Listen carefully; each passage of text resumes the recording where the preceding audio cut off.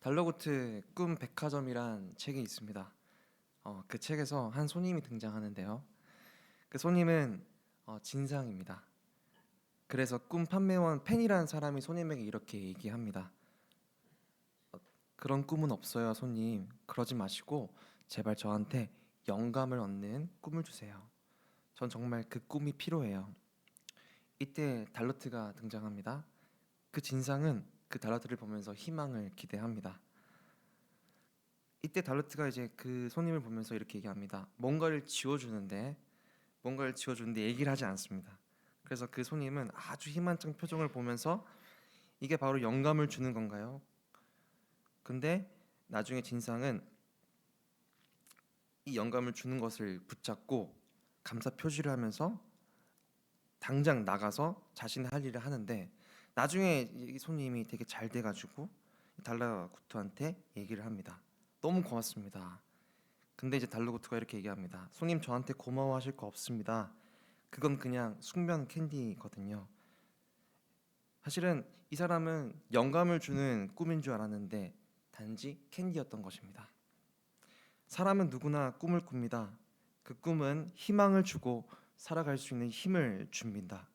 그런데 이것이 나의 유일한 희망이라고 생각했는데 알고 보니 캔디라는 사실에 사람은 단지 좋은 것을 원하고 그것을 꿈꾸지만 이 달러고트 꿈 백화점에 나오는 그 말처럼 그런 꿈은 없다는 것입니다. 내가 원하는 꿈은 없다는 것입니다. 요셉은 자신이 원하지 않았는데 자신의 꿈이 아닌 어떤 하나님의 꿈을 꾸게 됩니다. 그렇게 꿈꾸는 자가 됩니다. 어느 날 아버지 심부름으로 도단에서 형들에게 갈 때 형들은 그를 보고 꿈꾸는 자가 오는도다라고 얘기합니다. 이 원문으로 보면 꿈의 주인이 오는구다라고 되어 있습니다. 이 사전적 의미로 주인은 무언가를 소유한 사람입니다.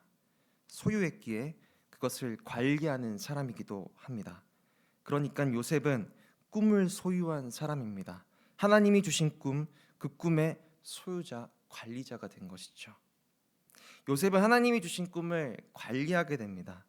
그런데요, 창세기 37장 8절 말씀처럼 그 꿈으로 인해 형들은 요셉을 너무 미워하게 됩니다.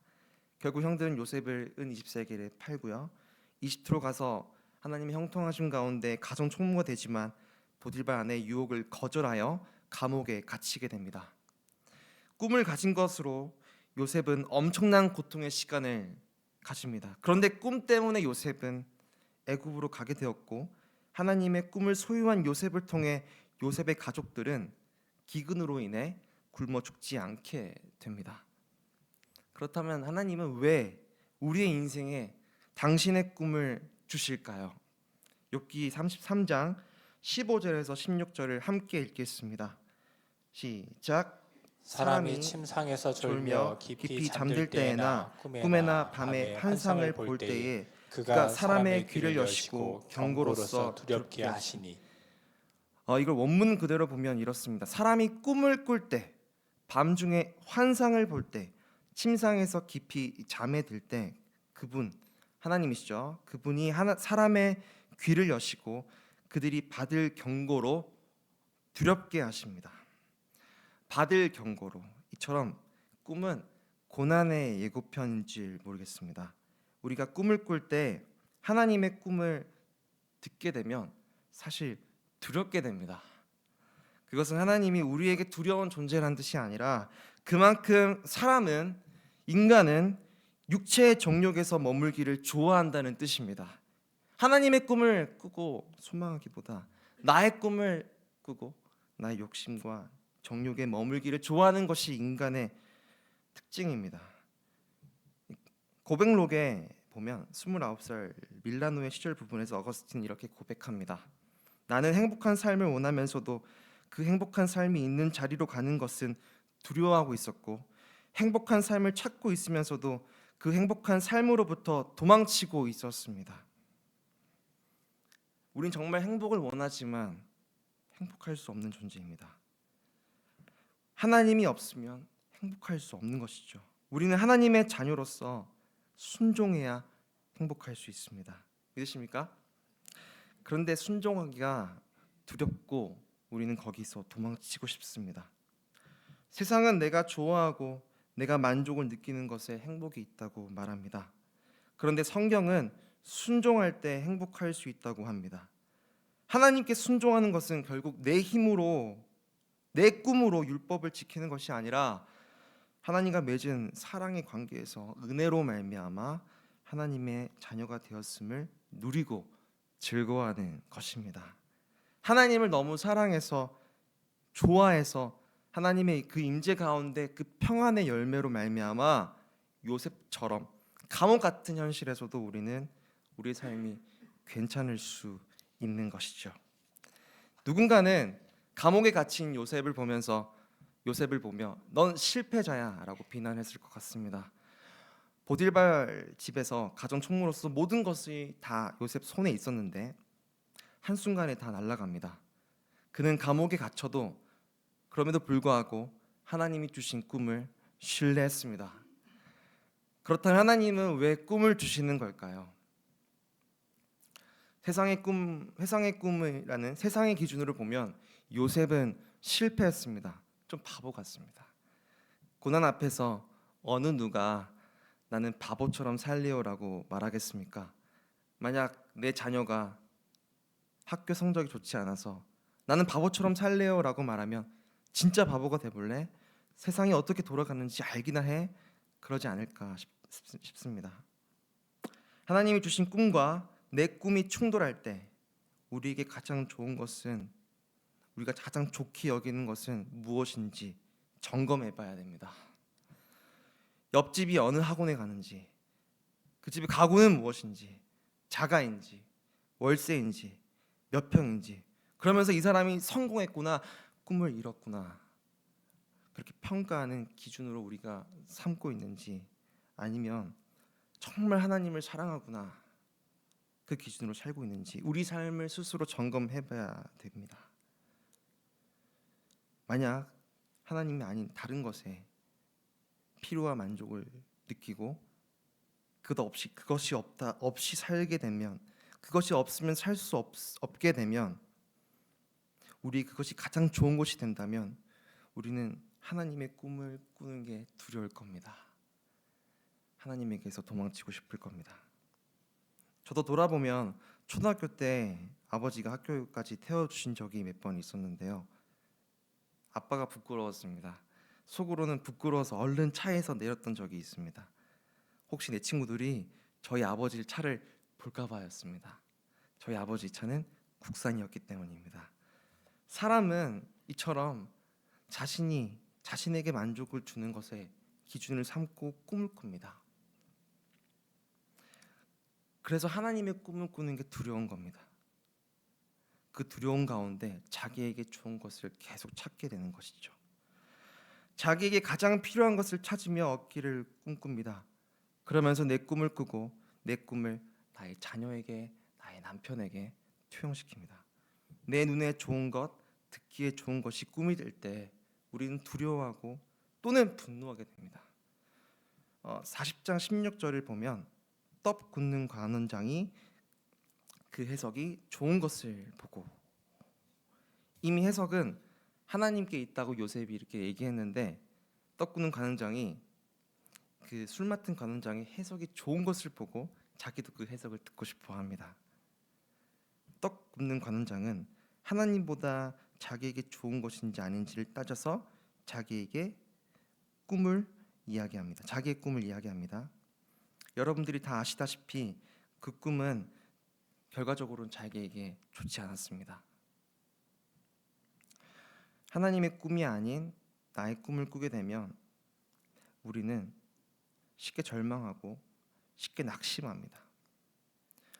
우리의 마음밭이 천국이 임하는 것이 아니라는 것이죠.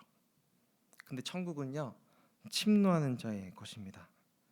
나에게 가장 좋은 것으로 내 마음속에 채운다면 우리는 더 이상 하나님이 필요하지 않고 하나님이 두려울 것입니다. 하나님이 나에게 가장 좋은 것이 될 때, 이와 반대로 하나님만이 내 삶의 주인이 될 때 하나님 한 분만으로 우리가 만족할 때 비록 감옥 같은 현실이라도 우리 마음은 천국이라는 것이죠. 여러분의 마음은 천국입니까? 하나님의 꿈을 꾸는 간절한 마음이 있다면 우리 삶의 중심에 세상이 아닌, 세상의 꿈이 아닌, 나의 꿈이 아닌 하나님이 되길 주님의 이름으로 축복합니다. 그 청년 바보 의사라는 책이 있습니다. 33살의 나이에 세상을 떠난 안수현 의사의 삶을 사람들은 바보라고 했습니다.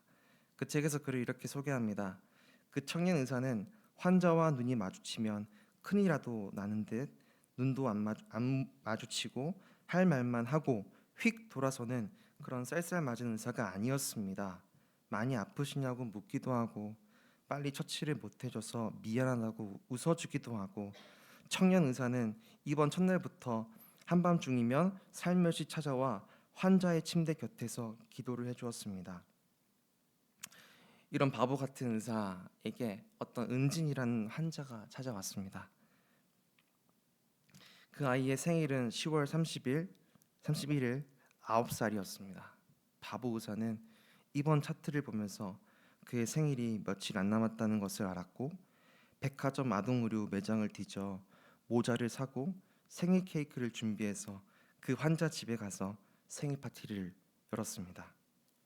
생일 파티를 하면서 은진이 부모님 생계 사정이 좋지 않아 보였고 그러면서 그는 은진이 부모님이 사는 지하 방에서 마치 감옥 같은 요셉의 그 감옥 같은 곳에서 이렇게 말했다고 그는 적었습니다. 우리 가정 역시 어려운 시기가 있었지만 주님을 의지했기에 그분의 선하신 인도를 받았다는 것과 하나님은 은진이 가정도 사랑하시기에 하나님을 의지할 때 그 앞길을 책임지신다는 얘기였다. 이렇게 적으면서 다행히 준비한 모자는 은진이에게 잘 어울렸다. 나는 은진이에게 교회 가기로 한 약속을 확인하고 집을 나섰다. 무언가 주고 온 것 같은데 내 마음은 도리어 한 알음 받아들고 나온 기분이었다. 도저히 내일을 알 수 없는 감옥 같은 병실에서 병원비를 내지 못하는 은진이 부모에게 그는 섬기는 요셉이었습니다. 하나님은 요셉을 향한 꿈을 위해 요셉의 섬김을 사용하십니다. 하나님의 꿈을 위해, 당신의 꿈을 위해 하나님은 우리의 섬김을 사용하고 싶으십니다. 그러니 우리가 하나님의 그 꿈을 꾸면 어떨까요? 우리를 통해 하나님이 일하시기 위해 우리가 섬기는 사람이 되는 것을 꿈꾸는 겁니다.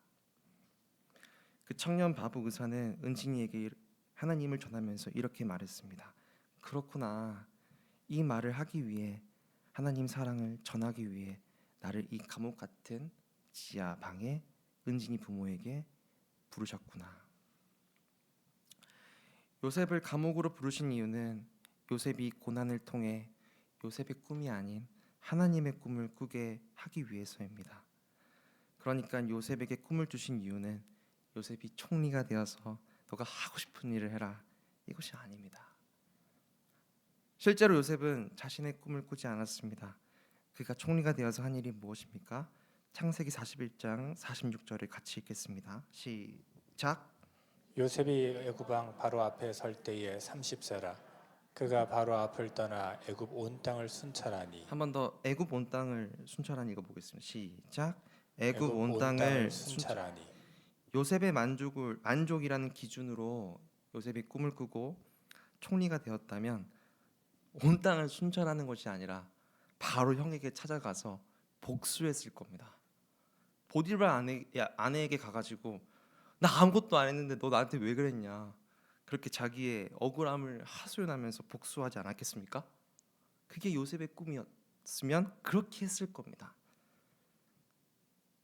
근데 요셉은 고난을 통해 그 어린 시절 철없던 그 시절에 하나님이 주신 꿈을 통해 내가 섬김을 받는 사람이 되는 것이 아니라 형들이 나에게 절해서 내가 이 가족의 1등이 되는 것이 아니라 내가 이 형들을 섬기는 사람이 되게 하시려고 하나님이 이 감옥에서 나를 훈련시키는 거구나라고 생각했을 겁니다. 그래서 그렇게 다짐했을 거예요. 하나님의 꿈을 꾸자, 섬기는 사람이 되자. 이 고난이라는 섬김의 훈련을 통해 나중에 하나님이 형들을 만나게 하실 때 내가 그들을 섬겨서 형제들끼리 서로 사랑하게 해야겠다. 아버지 야곱의 편애를 해결해야겠다. 실제로 요셉을 통해 베냐민만 사랑하는 야곱 그 편애를 요셉은 자꾸 해결하려고 합니다. 베냐민을 애굽으로 보내라. 근데 야곱은 보내지 않습니다. 그렇지만 결국 베냐민을 보내기 위해서 누가 헌신합니까? 유다가 자신이 담보가 돼서 가족을 위해 희생합니다. 요셉 동생을 팔았던 유다가 동생을 지키는 유다가 되었습니다. 동생을 섬기는 유다가 되었습니다. 이처럼 우리가 하나님의 꿈을 꾸게 되면 열매를 맺게 됩니다. 하나님의 꿈은 나의 꿈보다 더 크고 위대하기에 그러니 하나님의 꿈이 나에게 필요합니다. 지금의 나에겐 그 하나님의 꿈이 너무 두렵고 두렵지 않은 것은 우리를 향한 하나님의 계획이 있는데요. 예레미야 29장 11절을 같이 읽겠습니다. 시작. 여호와의 말씀이니라. 너희를 향한 나의 생각을 내가 아나니 평안이요 재앙이 아니니라.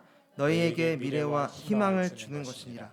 한 번 더 읽겠습니다. 시작. 여호와의 말씀이니라. 너희를 향한 나의 생각을 내가 아나니 평안이요 재앙이 아니니라. 너희에게 미래와 희망을 주는 것이니라. 오직 하나님의 꿈만이 우리에게 진짜 희망을 줄 줄 믿습니다. 사랑하는 성도 여러분, 하나님의 꿈을 꾸십시오. 섬기는 사람이 되십시오. 요셉처럼 보디발의 집에 있든 감옥에 있든 총리가 되었든 섬기는 삶을 원하고 바라고 기도하십시오. 우리의 삶의 목적이 섬김이 되지 않는다면, 우리가 사랑하는 그 자녀에게 살아가는 목적이 섬김임을 보여주지 못한다면 여러분 삶에 성공은 있을지언정 성취는 있을지언정 열매는 없을 겁니다. 내 꿈을 꾸고 내가 꾸는 꿈을 이루어지더라도 하나님의 꿈은 아직 이루어지지 않았을 것입니다. 하나님의 꿈을 꾸고 섬기는 사람이 될 때 그 감옥 같은 현실을 통해 진짜 희망이 생길 줄 믿습니다. 요셉은 두 관원장의 꿈을 해석했지만 요셉은 왜 감옥에 있는지 여전히 알지 못합니다. 자기의 억울함을 하소연합니다. 그리고 술 맡은 관원장은 근데 요셉을 잊게 됩니다. 그래서 요셉은 너무 힘들었을 거고 불안했을 겁니다. 어떤 주석에 보면 발소리만 들려도 이제 내가 드디어 나가는 건가? 그런 생각을 했을 겁니다. 그러나 그 감옥 같은 현실 속에서 요셉은 인내하면서 하나님의 꿈이 무엇인지 알게 되고 결국 요셉은 열매를 맺게 됩니다. 창세기 41장 51절 52절인데요.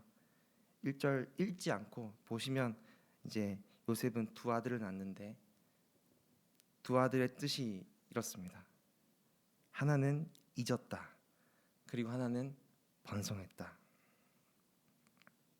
므낫세와 에브라임을 가리켜서 두 아들을 통해 고난은 잊어졌고 나는 번성했다. 근데 여기 히브리어로 이 번성했다는 말은 열매를 맺다라는 뜻입니다. 하나님에게 하나님의 꿈 가운데 총리가 있을지 없을지 아무도 모릅니다. 우리 삶은 여러분의 자녀가 요셉처럼 총리가 될지 아닐지 모릅니다. 그러나 어디에 있든 어떤 자리에 있든 우리 삶의 목표가 섬김이 된다면요, 우리는 고통을 잊을 겁니다. 그리고 열매를 맺게 될 것입니다. 그리고 마침내 그의 고백이 무엇입니까? 45장 5절입니다. 당신들이 나를 이곳에 팔았다고 해서 근심하지 마소서, 한탄하지 마소서.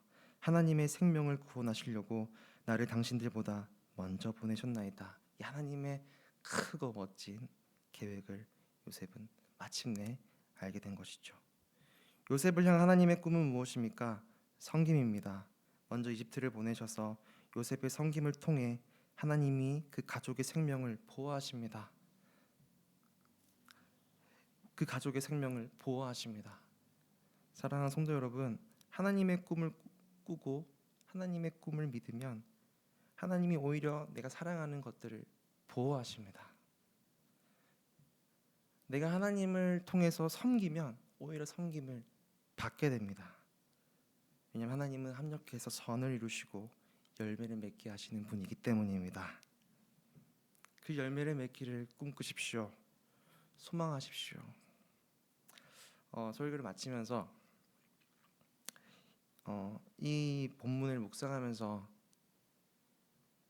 요셉은 창세기의 이 본문에서 통해서 끝나는 것이 아니라 요셉보다 더 완전하시고 놀라우신 예수님이 등장합니다. 골고다 언덕에서